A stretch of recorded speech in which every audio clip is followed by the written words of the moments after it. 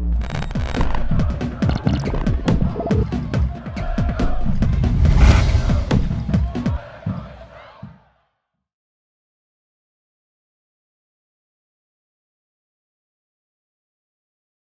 know how much effort it is. It's not just the practice time. It's not just the game time.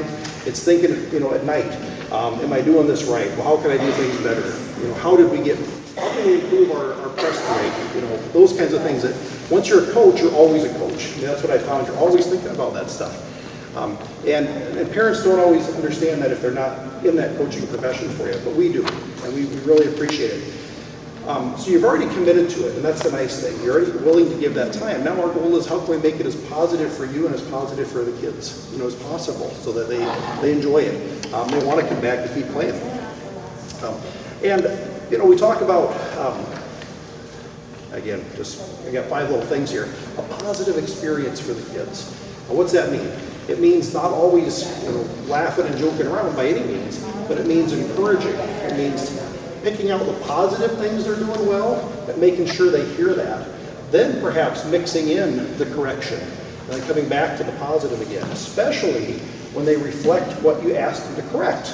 You can tell they're trying to correct it. You show them they're trying to do the right thing. That's the encouragement they need for it, okay?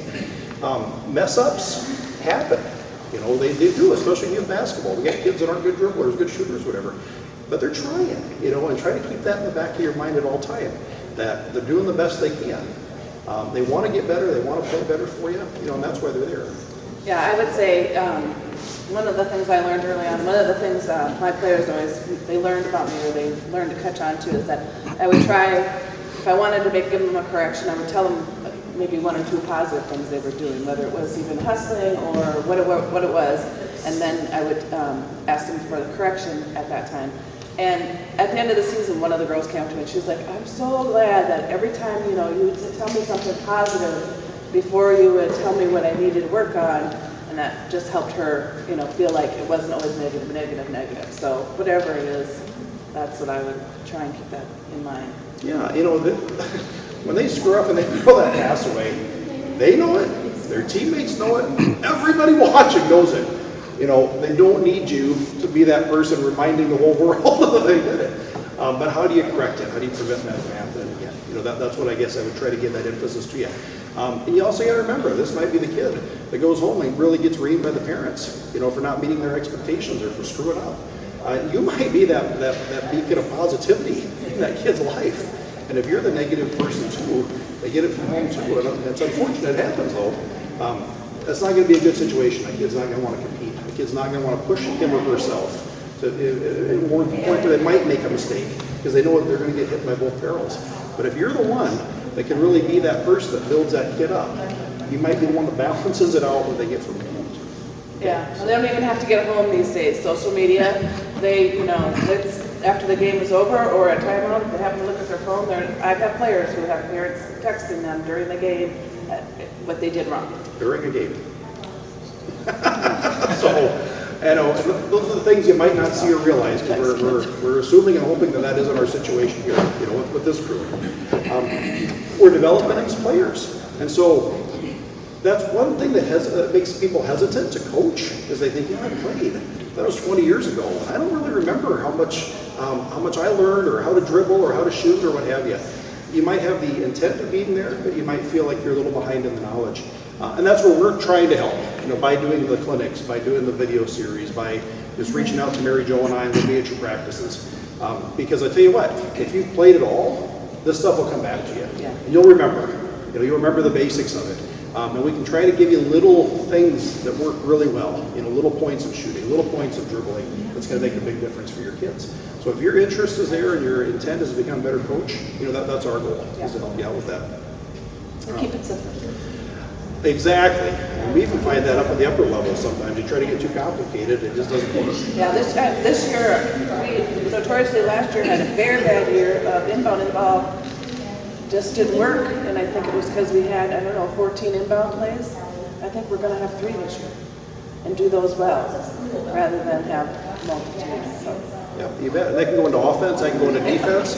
Sometimes we think, we're going to have these 8 defenses. Yeah. Players don't remember it, and you get frustrated with it. So keeping it simple, I think, is a great idea. Last big concept on that, remember the things that we're teaching them on the court. This is the kind of stuff they should be able to apply off the court also. You know, hustle, hard work, encouragement, do your best. Keeping the effort going and you see improvement. You know, those are the kinds of messages we want the kids to get out of this. We want the kids to take home with it. And, you know, I guess our big thing too is communicate well with parents. Text, emails, whatever your method works, whatever they want, whatever works for them, it can be flexible. We're going to try to get the team pages set up on the website again this year. Brenda and Mike, I don't know if you guys have used those in the past. No, it's fine. I can see the blank look. I don't know. So that's okay. It's kind of neat. What it is, it gets your schedule. So the parents can log on to it. No, that's fine. And Melissa Gutierrez said she'd help us get them all set up. So it's really nice. But this might help you communicate effectively for your parents on our website. You can go to your team page. Whether it's in-house, whether it's traveling, your practice schedule, your game schedule, everything will be right there. You know, you send out an email and you lose it, or it deletes it, or never made it. But if that calendar's there for them, it doesn't take much time, but it's a really effective way, you know, to communicate for them. So, and the final thing, I told you 5. Our final 5 is the parent interactions. You got to believe they want what's best for their kids.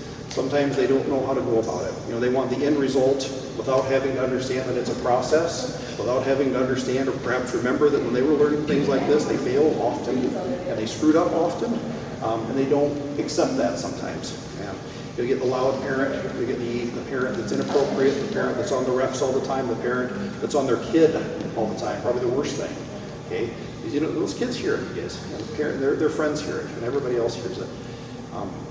The best thing I can give you advice-wise there is meet with those parents right away. The whole group, do a parent meeting before the season, and really clearly set your expectations. Okay, and encourage people that it's okay to talk to that person at the sideline. That's not how we do it. You know, if you're sitting on in the chair watching the game and you got some parent getting out of control, hopefully someone is good enough friends with that parent that they can just tell them. Not how to do it. You know, that's what we'd want to encourage. That takes some of it off of your plate. You know, and it's not confrontational, but try to encourage them to kind of police themselves a little bit, and it'll take a lot out of it. In addition to that, I had a couple of years where there was some poor culture going on in the crowd, and I enlisted the players to make the plea to the parents, and we did it at our meeting. So I talked to the players ahead of time. They actually made a couple posters that talked about the parents, you know, please don't do this. Please come and be our biggest fans. Don't be critical. Don't yell at, you know. And it was somehow when the parent hears it from their own child and their friends, it feels a little more, I think, personal to them that they really don't want to do that. And the kids don't want it. I can guarantee it. Nobody says, I want my parent to be the loudest person in the gym that day being critical of me or my other teammates. So think about when you talk to the girls or boys, having them have that conversation with the parents, and that helps. You got somebody that's really tall, they better be doing the guard drill with everybody else. Because how many times have we seen that really tall kid stops rolling, and that 5'8" kid who's dominant in 5th grade or 4th grade or whatever is now 5'8" in 7th grade or 8th grade. And they don't have ball handling skills we got nothing for. So those basic drills, those dribbling drills, the pride drill, whatever you're doing, ball handling, shooting, etc., everybody does it. Okay.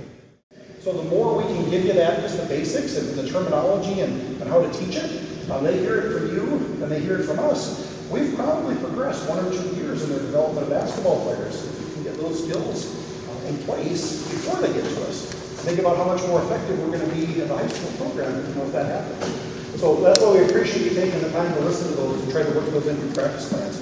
And again, you need us, you need players, you need mentors, you need people at practice showing you these drills again. You know, let us know. We can be there, we get players there, and we can help you learn those. Anything else? No, just feel free, any of the questions, or like I said, if you had come in a situation, either it's a game, a parent, player, whatever, feel free to use us as sounding boards to help you out.